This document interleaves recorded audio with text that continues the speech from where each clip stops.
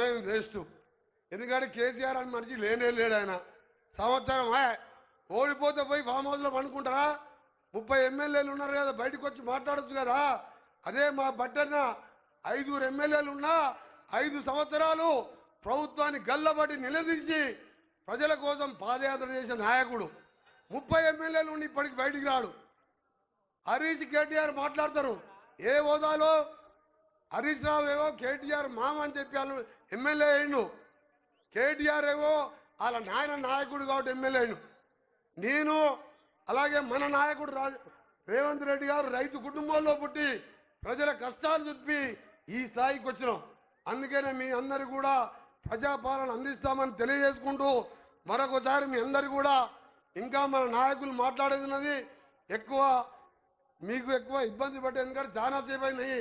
అయినా 1 సంవత్సరం దీనికి ముఖ్యమంత్రి గారు చాలా మంది మంత్రులు అడిగిన మన నల్గొండ పోరాటాల జిల్లాకు వచ్చిండు, నా కాన్స్టిట్యున్సీకి వచ్చింది. కాబట్టి ముందుగా గౌరవ ముఖ్యమంత్రి గారిని మాట్లాడవలసిందిగా వారికి విజ్ఞప్తి చేస్తూ స్వాగతం పలుకుతూ ఆ తర్వాత ఉత్తమ్ కుమార్ రెడ్డి గారు, దామన్న గారు, డిప్యూటీ సీఎం గారు ఫైనల్గా మాట్లాడతారు. అందుకనే మీ అందరికీ కూడా చెప్తున్నా, ఎవరు కూడా మళ్ళీ లాస్ట్కి నేను 5 నిమిషాలు మాట్లాడతా. నేను మాట్లాడినప్పుడు ఇంతకు 300 బయట ఉన్నారు.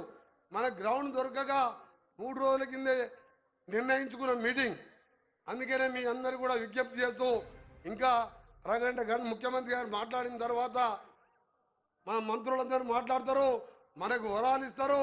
నేను అందుకనే ఎక్కువ మాట్లాడుకుంటా వారికే సమయం ఇస్తూ మరొకసారి మన ఎంపీగా దక్షిణ భారతదేశంలో పెద్ద ఎత్తున మెజార్టీతో గెలిపించి రికార్డు సృష్టించిన మన రఘువీర్ రెడ్డి గారిని మీ అందరు కూడా చేతులు జోడించి నమస్కరిస్తున్నారు. మన అగ్రికల్చర్ మినిస్టర్ గారు తుమ్మల నాగేశ్వరరావు ఇన్ఛార్జ్ మినిస్టర్గా అడుగున ఎప్పుడు పిలిచినా నేను మీకు అండగా ఉంటానని ఆ అనుభవాలతో పాటు రైతులకు అండగా ఉంటున్న ఇన్ఛార్జ్ మినిస్టర్ గారు కూడా స్వాగతం పలుకుతూ ఇప్పుడు గౌరవ ముఖ్యమంత్రి గారు మాట్లాడవలసిందిగా కోరుతున్నాం.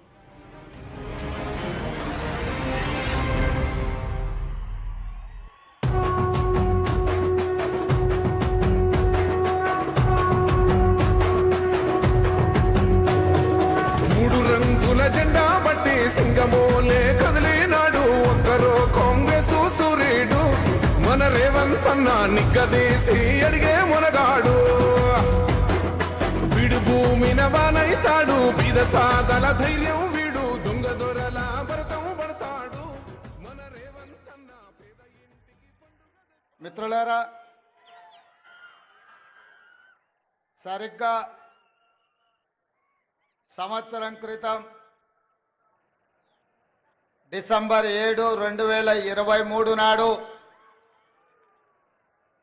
శ్రీమతి సోనియా గాంధీ గారు, శ్రీ మల్లికార్జున్ ఖర్గే గారు, శ్రీ రాహుల్ గాంధీ గారు, శ్రీమతి ప్రియాంక గాంధీ గారు హాజరై హైదరాబాదు నడిబొడ్డున ఎల్బీ స్టేడియంలో మిట్ట మధ్యాహ్నం లక్షలాది మంది తెలంగాణ బిడ్డల కాంగ్రెస్ పార్టీ కార్యకర్తల ఆశీర్వాదంతో ఇందిరమ్మ రాజ్యం ప్రజాప్రభుత్వం ప్రమాణ స్వీకారం చేసి సరిగ్గా 365 రోజులు అంటే 1 సంవత్సరం పూర్తి చేసుకొని మొదటి సంవత్సరం ఉత్సవాలు పోరాటాల గడ్డ నల్లగొండ గడ్డ మీద ఈరోజు మనం ఈ కార్యక్రమాన్ని జరుపుకుంటున్నాం.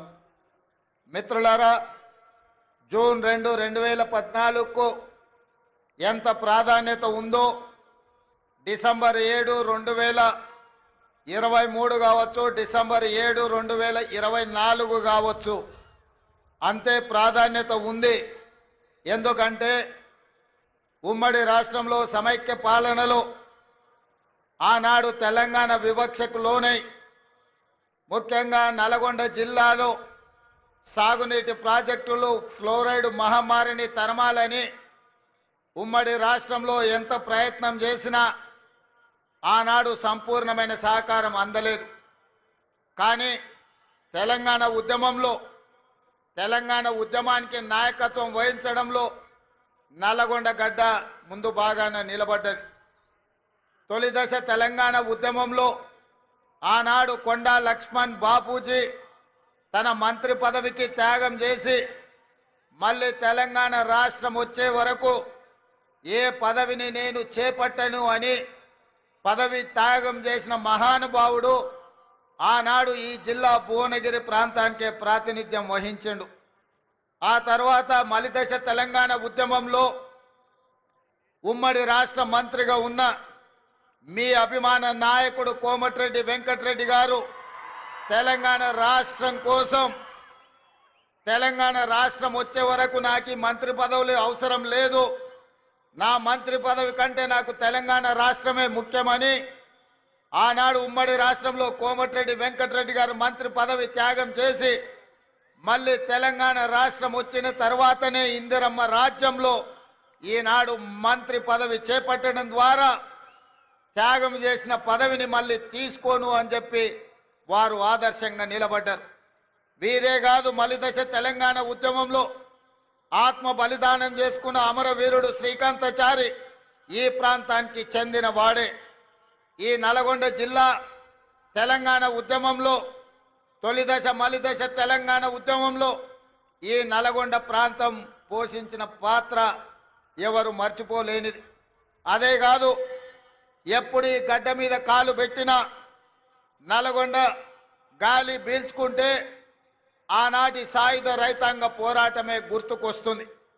ఆనాడు నిజాంలకు వ్యతిరేకంగా రజాకర్ల అరాచకాలకు అడ్డంగా నిలబడి భూమి కోసం, భుక్తి కోసం, విముక్తి కోసం ఈ నల్గొండ గడ్డ మీద ఆడబిడ్డలు నడుం బిగించి ఒడిసేలలో రాళ్లు పెట్టి ఒడివడిగా కొడుతూ నిజాంలను దిగంతాలకు తరిమి కొట్టిన సాయుధ రైతాంగ పోరాటానికి నాయకత్వం వహించిన ఈ నల్గొండ గడ్డ గాలి పీల్చుకుంటేనే ఆ ఉద్యమ స్ఫూర్తి వస్తుంది. అదే కాదు, అన్యాయం ఎదురైతే వీరోచితంగా పోరాటం చేసిన మల్లు స్వరాజ్యం, భీమిరెడ్డి నరసింహారెడ్డి, రావి నారాయణ రెడ్డి, ధర్మ భిక్షం లాంటి నాయకులు ఈ నల్లగొండ గడ్డ మీద నుంచే ప్రాతినిధ్యం వహించి సాయుధ రైతాంగ పోరాటం నుంచి ఎర్ర జెండా పోరాటం వరకు ఈ నల్లగొండ గడ్డ ముందు బాగాన నిలబడి పోరాటం చేసింది. తెలంగాణ ఉద్యమంలో తెలంగాణ రాష్ట్రం వస్తే తప్పకుండా నల్గొండ సమస్యలు పరిష్కారం అవుతాయి.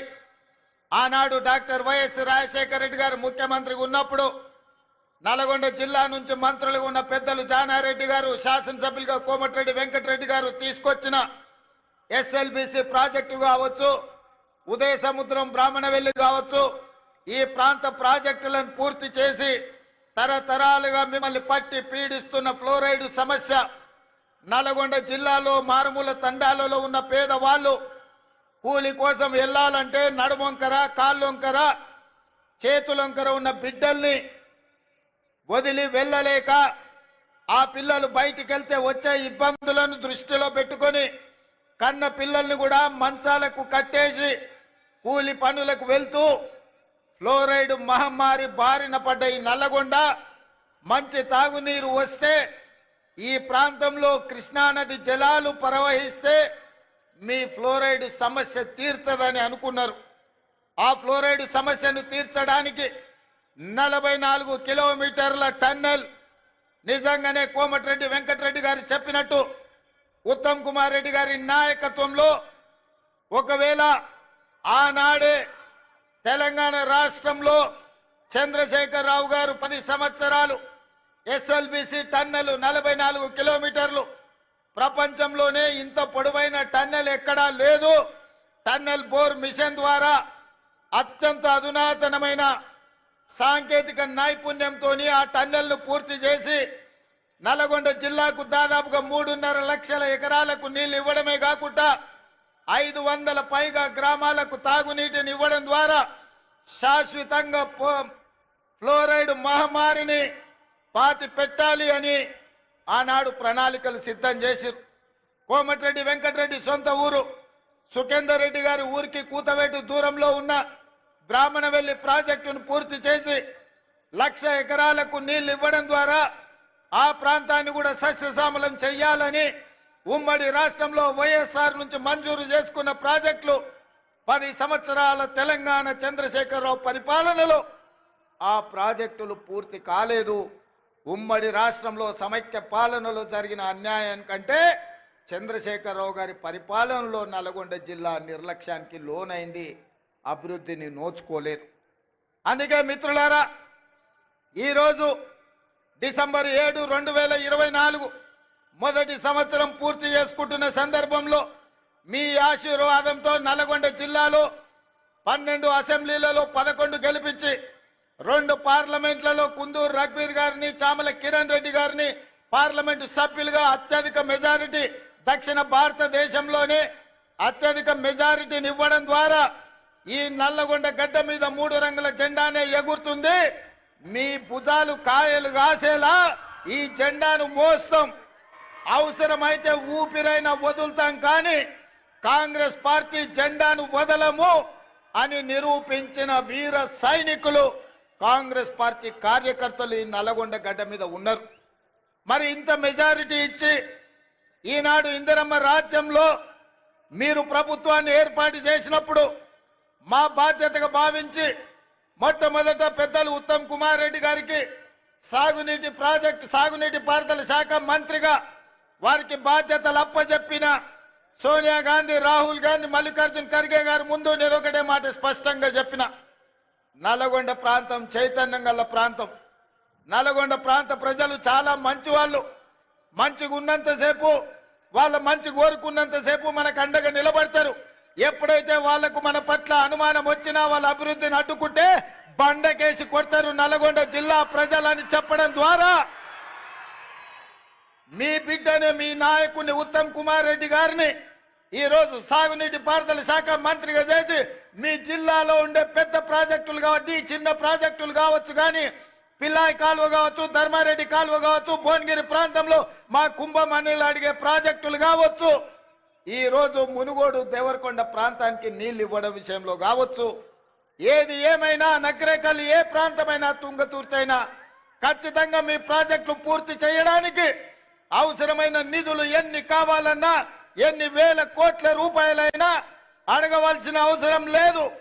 మీరు బాజాప్తా తీసుకోండి అని మా ఆర్థిక మంత్రి, ఉప ముఖ్యమంత్రి వర్యులు బట్టి విక్రమార్క గారు ఈరోజు అనుమతి ఇచ్చిండ్రు.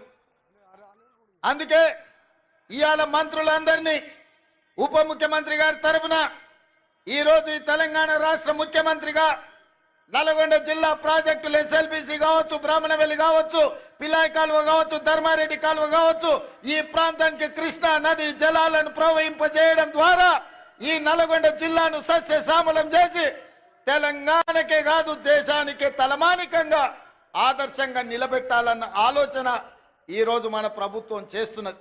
ఇదే కాదు, ఉత్తమ్ కుమార్ రెడ్డి గారు సాగునీటి పారుదల శాఖ మంత్రిగా, సివిల్ సప్లైస్ మినిస్టర్గా ఈరోజు బాధ్యత వహిస్తూ మేము ఆనాడు చెప్పినాం, వరి పండించండి అని. గత ప్రభుత్వం చంద్రశేఖరరావు గారు అన్నారు, వరి వేసుకుంటే మీరు ఉరి వేసుకున్నట్టే, వరి కొనుగోలు కేంద్రాలు మేము తెరవము, వరి కొనము మేము, మీరేసుకుంటే మీ కర్మ అని ఆనాటి ప్రభుత్వం చంద్రశేఖరరావు గారు అన్నారు. కానీ మేము అధికారంలోకి వచ్చిన తర్వాత సివిల్ సప్లైస్ మినిస్టర్గా ఉత్తమ్ కుమార్ రెడ్డి గారితో మాట్లాడి ఈనాడు ఐకేపీ కేంద్రాలు 8,500 ఐకేపీ కేంద్రాలు తెలంగాణలో 4 మూలల తెరిపించడం ద్వారా వరి పండించండి, కనీస మద్దతు ధరనే కాదు 500 రూపాయల బోనస్ ఈ తెలంగాణ రాష్ట్ర రైతాంగానికి ఇస్తామని పిలిపించి నల్గొండ జిల్లాలో 5,12,000 ఎకరాల వరి పండించే రైతులు దేశానికి ఆదర్శంగా నిలబడ్డారు. అందులో 2,70,000 ఎకరాల సన్న వడ్లను నల్గొండ జిల్లా ప్రజలు పండించారు. అందుకే ఈరోజు 3 రోజుల్లో మీ అమ్మిన వడ్లకు పైసలు ఇవ్వడమే కాదు, 500 రూపాయల బోనస్ ఇవ్వడం ద్వారా రైతు అంటే ఆత్మగౌరవంతో బ్రతకాలి. రైతుకు వ్యవసాయం దండగ కాదు, వ్యవసాయం అంటే పండగ. ఆ పండగ ప్రజా పాలనలో ఇందిరమ్మ రాజ్యంలో జరగాలి అని ఇవాళ మీకు అందరు కూడా వరి పండించిన వాళ్ళు గుండెల మీద చేతులు వేసుకొని నిశ్చింతగా నిద్రపోయేటట్టు ఈరోజు మన ప్రభుత్వం ప్రయత్నం చేస్తున్నది. అందుకే మిత్రులారా, ఉమ్మడి రాష్ట్రంలో లేని విధంగా ఈ దేశంలోనే ఈసారి తెలంగాణ రాష్ట్రంతో పోటీపడ్డ వరి రైతులే లేరు. 66 లక్షల ఎకరాలలో 1,53,00,000 మెట్రిక్ టన్నుల వరి ధాన్యాన్ని పండించి ఈ దేశం మొత్తం మీదనే తెలంగాణ మొదటి స్థానాన్ని సాధించింది. ఈ తెలంగాణ రాష్ట్రంలో 5,12,000 ఎకరాల వరి పండించి నల్గొండ తెలంగాణలో మొదటి స్థానంలో నిలబడ్డదని నేను ఈరోజు ఈ సందర్భంగా గర్వంగా నేను చెప్పదలుచుకున్నా. అందుకే నల్గొండ రైతాంగాన్ని మనస్ఫూర్తిగా నేను అభినందిస్తున్నా.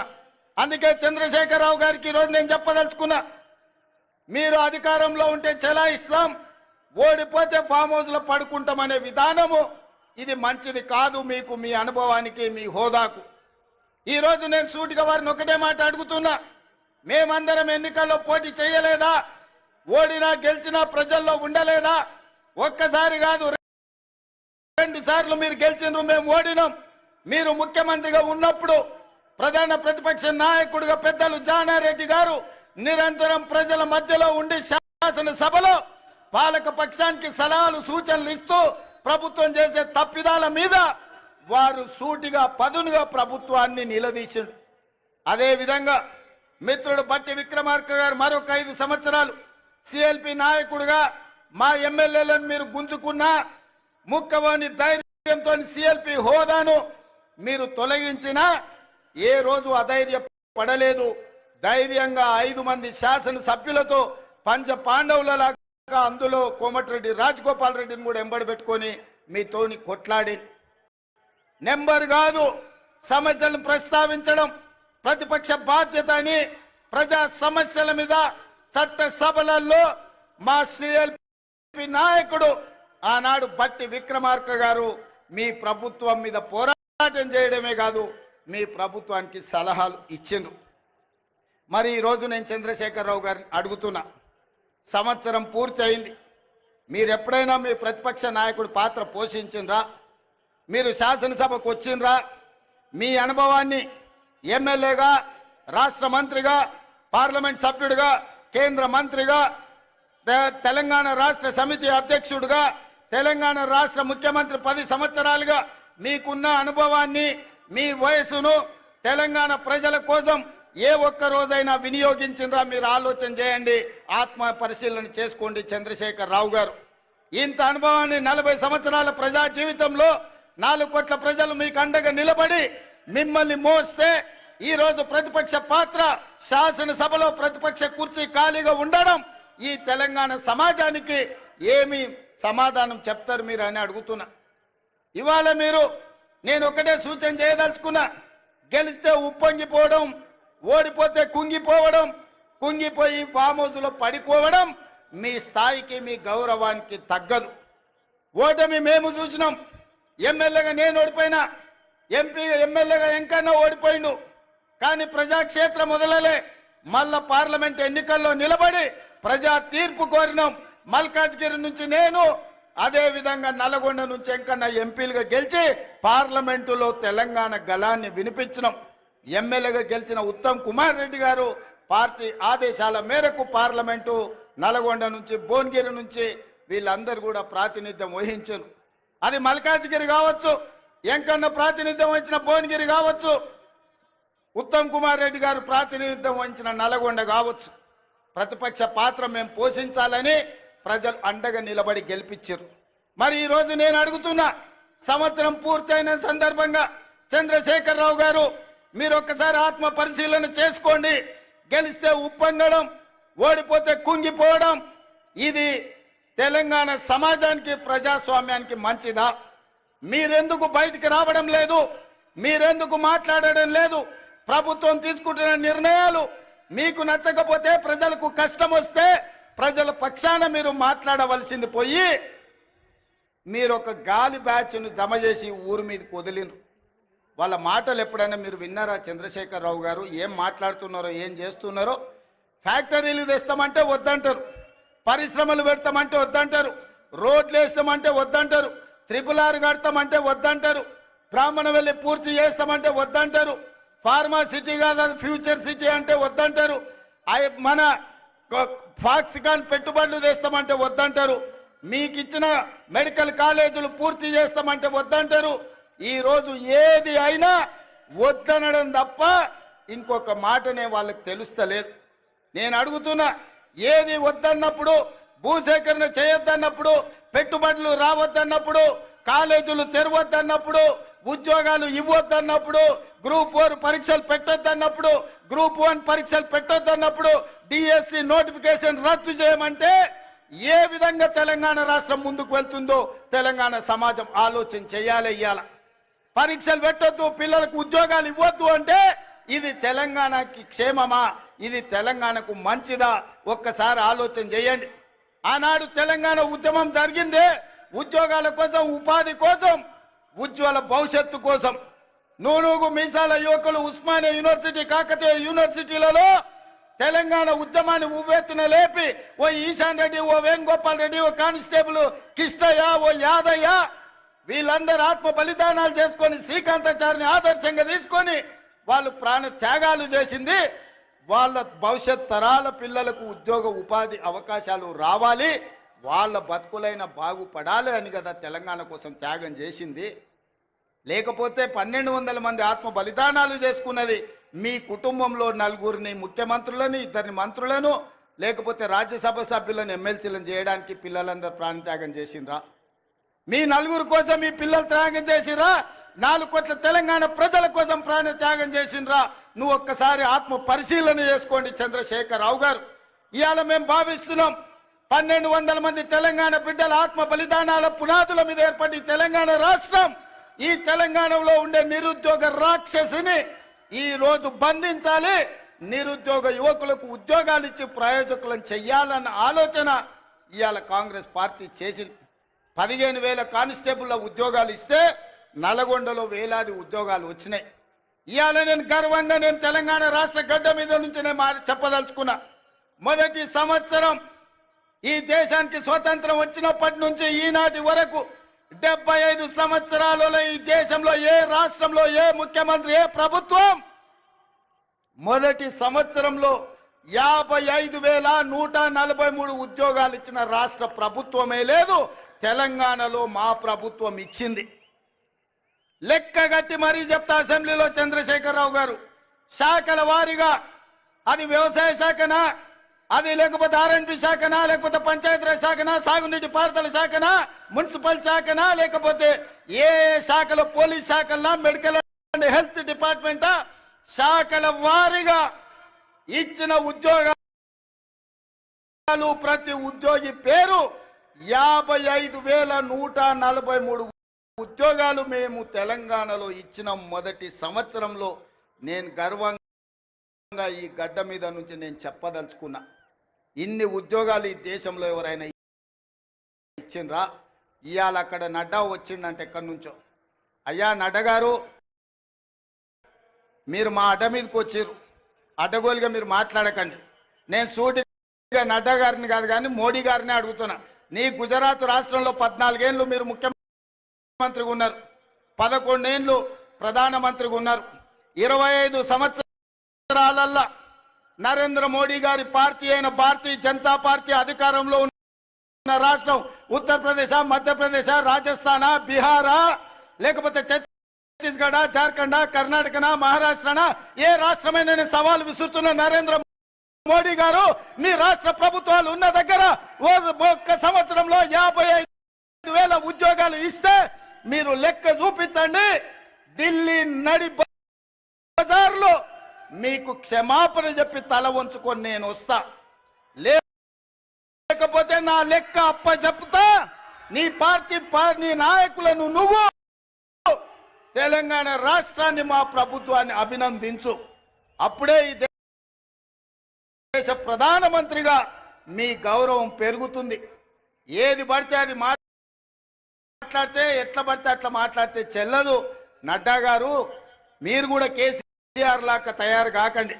కేసీఆర్ మాట్లాడి, బీఆర్ఎస్ వాళ్ళు మాట్లాడిన ప్రెస్ మీట్ల కాగితాలు తీసుకెళ్లి ఈ రోజు ఈటల రాజేందర్, కిషన్ రెడ్డి గారు అవే నకలు కొడుతురు.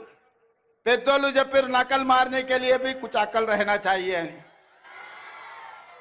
అందుకే కిషన్ రెడ్డికి ఈటల రాజేందర్ రైతులందరికీ నేను చెప్తున్నా, మీరు మారుండయ్యా, మీరు ఆలోచన చేయండి. ఆ దొంగల సోపతి పట్టిర్రంటే మీరు కూడా దొంగల బండి ఎక్కుతారు, మీరు కూడా అటే పోతారు. ఈ దొంగల బండితో మీరు చేరిందంటే అంతో ఇంతో మీకున్న గౌరవం కూడా లేకుండా పోతుంది. అందుకే ఇవాళ నేను ఒక మాట చెప్పదలుచుకున్నా. రైతు రుణమాఫీ మొదటి సంవత్సరంలో 25,50,000 మంది రైతులకు 21,000 కోట్ల రూపాయలు 2 లక్షల వరకు వాళ్ళ ఖాతాలో వేసిన చరిత్ర మా ప్రభుత్వాన్ని. నేను సూటిగా నరేంద్ర మోడీ గారిని, కల్వకుంట్ల చంద్రశేఖరరావు గారికి సవాలు విసురుతున్నా. మీ అధికారంలో ఉన్న సమయంలో కావచ్చు, మీ రాష్ట్రాలలో కావచ్చు, ఒక్క సంవత్సరంలో 21,000 కోట్ల రూపాయలు 2 లక్షల రూపాయల రైతు రుణమాఫీ మీరు చేస్తే మా వ్యవసాయ శాఖ మంత్రి తుమ్మల నాగేశ్వరరావు గారు, మా ఉత్తమ్ కుమార్ రెడ్డి గారు, మా రెవెన్యూ మినిస్టర్ శ్రీనివాస్ రెడ్డి గారు, బట్టి విక్రమార్క గారితో సహా నేను వచ్చి మీకు క్షమాపణ చెప్తాం.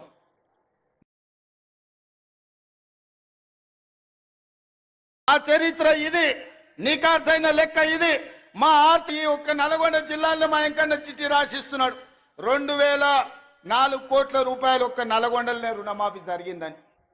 ఒక్క నల్గొండ ఉమ్మడి జిల్లాలో 2,000, కొత్త నల్గొండ జిల్లాలనే 2,004 కోట్ల రూపాయలు మీ ఒక్క జిల్లాలనే రైతులకు రుణమాఫీ జరిగిందని చెప్పి వెంకన్న లెక్కలు అందిస్తున్నాడు. పెద్ద ఎత్తున చప్పట్లు కొట్టండి మిత్రులారా. ఆ మోడీకి, నడ్డాకు కనీసము జ్ఞానోదయం కలిగని అని మన ప్రభుత్వం ఏం చేస్తుందో. ఇదే కాదు, ఉచిత కరెంటు ఇండ్ల కన్నం, 24 గంటల ఉచిత విద్యుత్ వ్యవసాయానికని ఆనాడు 9 గంటలు ఇస్తానని రాజశేఖర రెడ్డి గారు చెప్పినప్పుడు ఆనాడు ఉచిత కరెంట్ ఇస్తే బట్టలు ఆరేసుకోవాలి తీగల మీద అన్నారు. కానీ అది తప్పని నిరూపించి రైతులకు ఆనాడు 9 గంటల ఉచిత కరెంటు కాంగ్రెస్ పార్టీ ఇచ్చింది. ఉచిత కరెంటు పేటెంట్ ఎవరిదయా? మనది కాదా? మనం కాదా ఈ దేశంలో కనిపెట్టింది? మన కాంగ్రెస్ ప్రభుత్వం కాదా?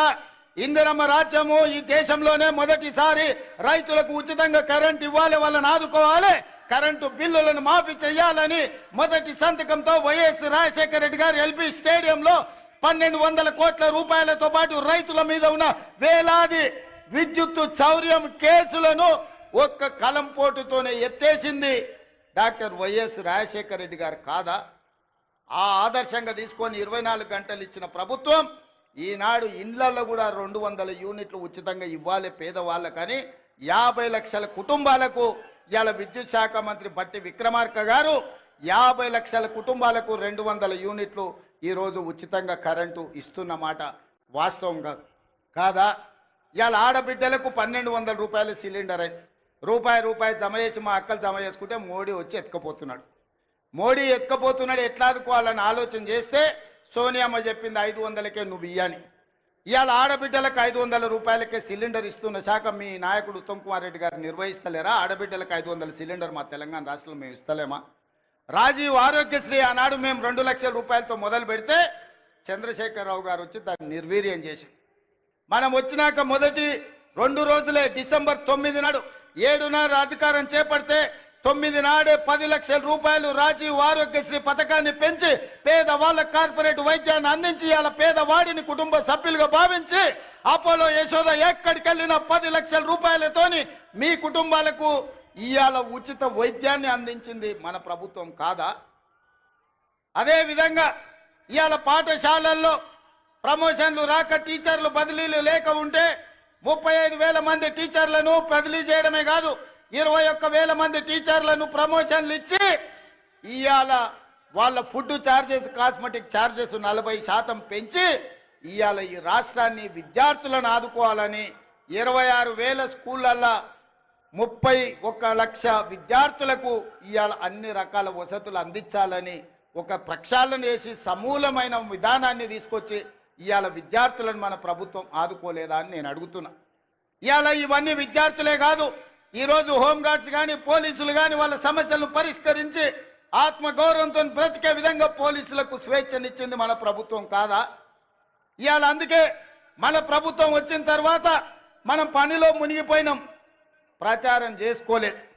మీరేమో అన్నలు వెంకన్న మంత్రి అయ్యిండు, రేవంత్ అన్న ముఖ్యమంత్రి అయ్యింది, మన పని అయిపోయిందని మీరు కూడా దావత్లు అక్కడ ఇక్కడ చుట్టాలు ఇళ్ళ పొట్టి తిరుగుతున్నారు పెళ్ళిళ్ళు పేరంటాలని. మేమేమో రోజుకు 18 గంటలు పని చేసుకుంటున్నాం.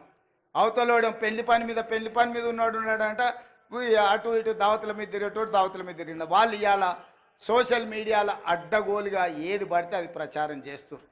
వాటిని తిప్పి కొట్టక మనం వెనుకబడ్డట్టు అనిపించింది. అందుకే ఇవాళ కార్యకర్తలు నేను అడుగుతున్నా, ఈ తెచ్చిన ప్రభుత్వాన్ని నిలబెట్టుకున్న బాధ్యత మనం చేస్తున్న పనులు చెయ్యని మనం చెప్పం. కేసీఆర్లకు దళితుని ముఖ్యమంత్రి చేస్తామనో, దళితులకు 3 ఎకరాల భూమి ఇస్తామనో ఇట్లాంటి హామీలు మనం ఇయ్యలేదు, ఇవాళ మనం చెప్పిన ప్రతి పని మనం చేస్తున్నాం. ఇవాళ కేవలం రైతులకు వ్యవసాయానికి ఈ మొదటి సంవత్సరంలో 55,000 కోట్ల రూపాయలు ఈరోజు రైతులకు ఇచ్చినాం. కేసీఆర్ తెచ్చిన అప్పుకు ఆనాడు తెలంగాణ రాష్ట్రం ఏర్పడ్డ నాడు కాంగ్రెస్ పార్టీ యొక్క క్రమ పద్ధతిలో నిధులను మిగులిచ్చి 16,000 కోట్ల రూపాయల మిగులు రాష్ట్రంగా చంద్రశేఖరరావుకు అప్పచెప్తే 10 ఏళ్ల మిగులు రాష్ట్రాన్ని దివాలా దీపించి 7 లక్షల కోట్ల రూపాయలతో మనకు ఇవాళ అప్పచెప్పిండు. మనం ఇచ్చిన 16,000 కోట్ల మిగులు బడ్జెట్ ఎక్కడ? చంద్రశేఖరరావు గారు 7 లక్షల కోట్ల రూపాయల అప్పులతో అప్పుల ఊబిలో కూరుకుపోయిన తెలంగాణ రాష్ట్రాన్ని మనకిస్తే అక్కడి నుంచి ప్రయాణం మొదలుపెట్టి ఇవాళ చంద్రశేఖరరావు గారు చేసిన అప్పులకు ప్రతి నెల బట్టి విక్రమార్క గారు అసలు మిత్తి కలిపి ప్రతి నెల 6,500 కోట్లు కడుతుండు. ఈ మొదటి సంవత్సరం ఇప్పటికే 65,000 కోట్ల రూపాయలు చంద్రశేఖరరావు గారు అప్పులు చేసిన దానికి ఆయన తెచ్చిన అప్పులకు అసలు మిత్తి కలిపి 65,000 కోట్లు కట్టారు. తెలంగాణ రాష్ట్రంలో ఉన్న 70 లక్షల రైతాంగ కుటుంబాలకు 55,000 కోట్లు ఖర్చు పెడితే చంద్రశేఖరరావు తెచ్చిన అప్పుకు మొదటి సంవత్సరంలో ఒక్క కుటుంబం చేసిన అప్పుకు 65,000 కోట్ల రూపాయలు చెల్లించాల్సి వచ్చింది. మిత్రులారా, తెలంగాణ రాష్ట్రాన్ని ఎంత భ్రష్టు పట్టించిండో చంద్రశేఖరరావు. ఇవాళ తెలంగాణ ఆర్థికవేత్తలు ఆలోచన చెయ్యాలి. అందుకే ఇవాళ మిత్రులారా, ఈ నల్గొండ గడ్డ మీద మొదటి సంవత్సరం పూర్తి చేసుకుంటున్న సందర్భంగా రైతు రుణమాఫీ కావచ్చు, రైతు భరోసా కావచ్చు, రైతుకి ఇస్తున్న బోనస్ కావచ్చు, నిరుద్యోగ యువకులకు ఇచ్చిన 55,000 ఉద్యోగాలు కావచ్చు, ఫ్రీ సిలిండర్ కావచ్చు, ఆరోగ్యశ్రీ కావచ్చు, అన్ని పథకాలు మనం అమలు చేస్తున్నాం, ఇంకా చేస్తాం.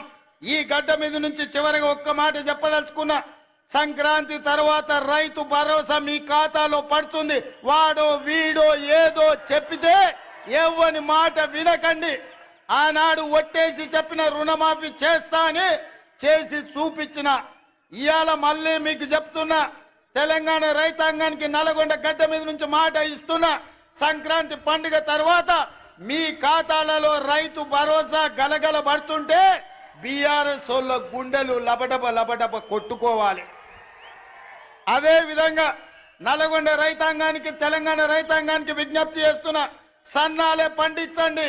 సన్నాలకు 500 రూపాయల బోనస్ ఇచ్చి మీ పంట కొనే బాధ్యత, చివరి గింజ వరకు కొనే బాధ్యత మన ప్రభుత్వం తీసుకుంటుంది. మీ బోనస్ మీ ఖాతాలో పడుతుంది. ఎవడెన్ని చెప్పినా నమ్మకండి. మీరు నమ్మకంగా సన్నాలు పండించండి. ఆ సన్నాలు మీరు పండించిన సన్నాలే రేషన్ షాపుల్లో పేదోళ్ళకు సన్న బియ్యం ఇస్తాం. హాస్టళ్లలో ముఖ్యంగా SC ST BC minority Kasturba పాఠశాలల్లో మధ్యాహ్న భోజన పథకానికి సన్నం బియ్యంతోనే పేదోళ్ళ బిడ్డలకు అన్నం పెట్టే బాధ్యత ఈ ప్రభుత్వం తీసుకుంటుంది. తెలంగాణ గడ్డ మీద, తెలంగాణ నేలలో పండించిన తెలంగాణ సన్నాలే మన బిడ్డలకు బుక్కెడు బువ్వ పెట్టాలి. సన్నాలు పండించండి. 500 బోనస్ ఇచ్చే బాధ్యత ఈరోజు తెలంగాణ రాష్ట్ర ప్రభుత్వం తీసుకుంటుంది అని చెప్పి మీ అందరికీ నేను చెప్పదలుచుకున్నా. అదేవిధంగా ఎంకన్నా కాగితాలు ఆడబెట్టిండు, చెప్తూనే ఉండు, కాగితాలు ఇస్తూనే ఉండు. ఇంకా డెంటల్ కాలేజ్ కావాలని ప్రాజెక్టుల గురించి. అదేవిధంగా ఎంకన్నా ఎంత స్వార్థపరుడు అంటే, మేమిద్దరం నితిన్ గడ్కరీ దగ్గరికి పోయినాం, కేంద్ర మంత్రి దగ్గరికి. మాకు రోడ్లు ఇవ్వాలని, ఆయన రోడ్లు ఇచ్చే మంత్రి. మేము 2 అడిగినాం. నేనేమో రీజనల్ రింగ్ రోడ్ అడిగినా, ఎంకన్నానేమో నల్గొండకు అవుటర్ రింగ్ రోడ్ అడిగాను. నితిన్ గడ్కరీ అన్నాడు ఏదో ఒకటి ఇస్తా అన్నాడు. ఎంబడే రీజనల్ రింగ్ రోడ్ కంటే ముందుగాల నల్గొండ అవుటర్ రింగ్ రోడ్ అడిగిండ. నల్గొండ అవుటర్ రింగ్ రోడ్ 400 కోట్లకు అవుతుంది, రీజనల్ రింగ్ రోడ్ 35,000 కోట్లకు అవుతుంది. అయినా ఎంకన్నా నల్గొండను అభివృద్ధి చేయాలా అన్న పట్టుదలతో నల్గొండకు అవుటర్ రింగ్ రోడ్ ఆయన తెచ్చిన రీజనల్ రింగ్ రోడ్ మనం ఇవాళ వేసుకోవాలనుకుంటున్నాము. తప్పకుండా రీజనల్ రింగ్ రోడ్ కూడా మీ ఎంకన్న చేతుల మీదుగానే ఆనాడు వైఎస్ఆర్ ఉన్నప్పుడు ఔటర్ రింగ్ రోడ్ అయింది. ఈనాడు ఎంకన్న చేతుల మీదుగా కేంద్ర ప్రభుత్వం నుంచి రీజనల్ రింగ్ రోడ్డు తీసుకొచ్చి అభివృద్ధి చేసే బాధ్యత ఈరోజు మన ప్రభుత్వం తీసుకుంటుంది.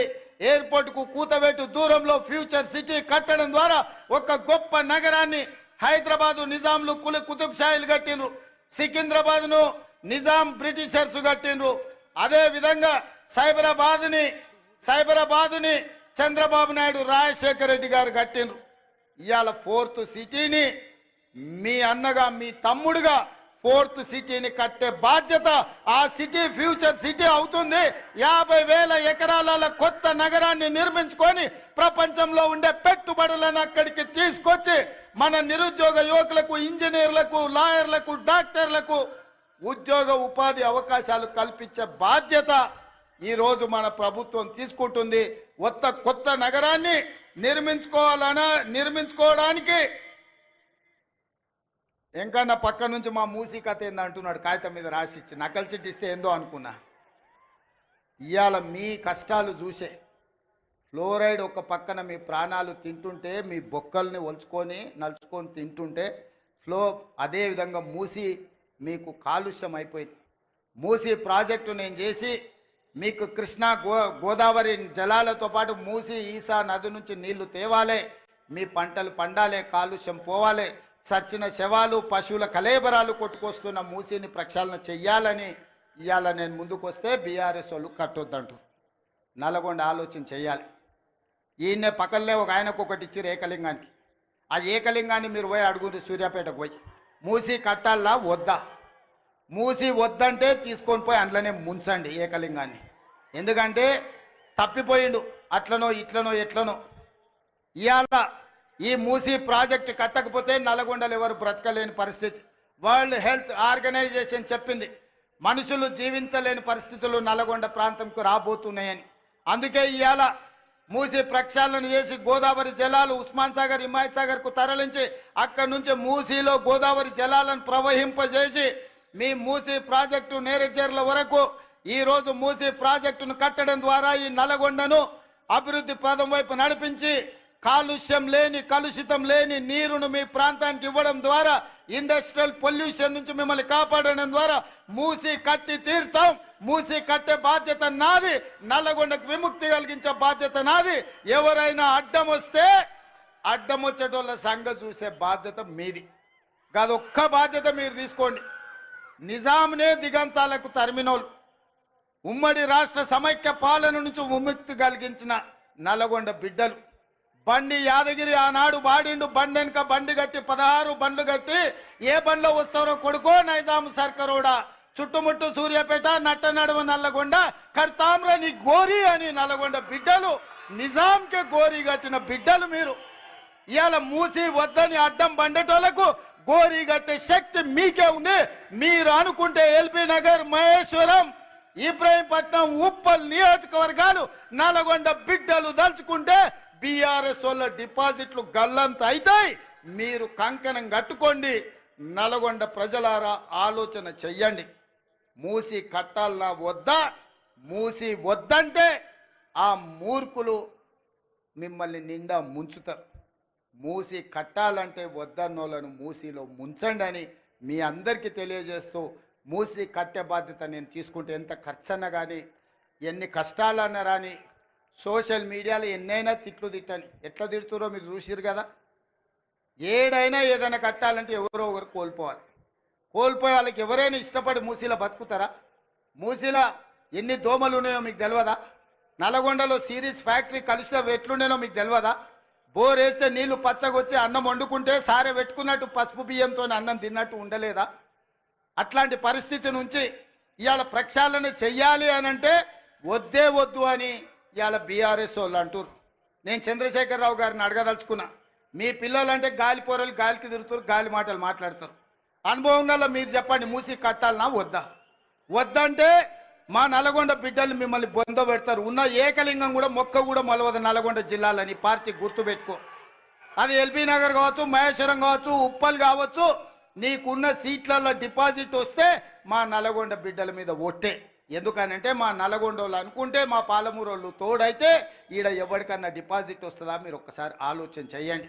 అందుకే ఇవాళ మూసీ ప్రాజెక్టును పూర్తి చేసే బాధ్యత ఇవాళ మీకు ఒకే ఒక్క మాట ఇచ్చిపోతున్న నల్గొండ జిల్లాలో. మిగతా అన్ని కూడా మీ నాయకుల చేతుల్లోనే ఉంది, వాళ్ళు పని చేసుకుంటారు. ఈ వేదిక మీద నుంచి నల్గొండ జిల్లాలకు నేను ఇస్తున్న ఒకే ఒక్క మాట, మూసీ ప్రక్షాళన చేస్తాం, మూసీని పునరుజ్జీవింపజేస్తాం.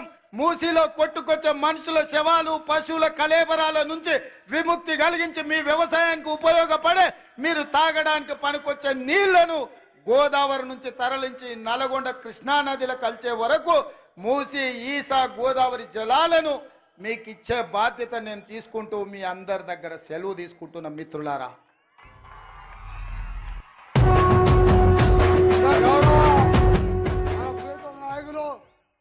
ప్రియతమ నాయకులు, మన జిల్లా అభివృద్ధి ప్రదాత, రాష్ట్రంలో ఇరిగేషన్ ప్రాజెక్టులతో పాటు బియ్యం కొనుగోలులో ఉన్నవారందరికీ, దయచేసి సోదరులందరికీ కూడా అసలు మినిస్టర్ మన ఎస్ఎల్బిసి అయినా, బ్రాహ్మణవెల్లి అయినా, గన్నమల్ల అయినా, బస్వాపూర్ అయినా, ఏ ప్రాజెక్ట్ అయినా ఒట్లు కొనాలన్నా మన ప్రియతమ నాయకులు ఉత్తమ్ కుమార్ రెడ్డి గారిని మాట్లాడవలసిందిగా సవినయంగా ప్రార్థిస్తున్నాను.